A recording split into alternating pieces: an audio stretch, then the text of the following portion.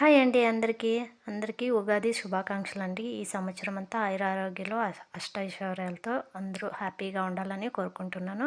మీరు కూడా అలాగే కోరుకోండి. నా సమస్యలన్నీ ఈ సంవత్సరంతో తీరిపోవాలని, అన్ని కష్టాలు పోయి మనశ్శాంతిగా ఉండాలని మీరు కూడా దీవించండి.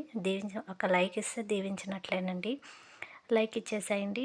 అలా లైక్ ఇచ్చేస్తే మీరు కూడా నన్ను దీవించినట్లుంటుంది. ఇంక సరే కానీ, ఇంకా ఇంటి ముందరైతే ఈరోజు గుమ్మడికాయ కట్టుకున్నాను. ఎప్పుడో దీపావళి అమావాస్యకి కట్టుకున్నానండి.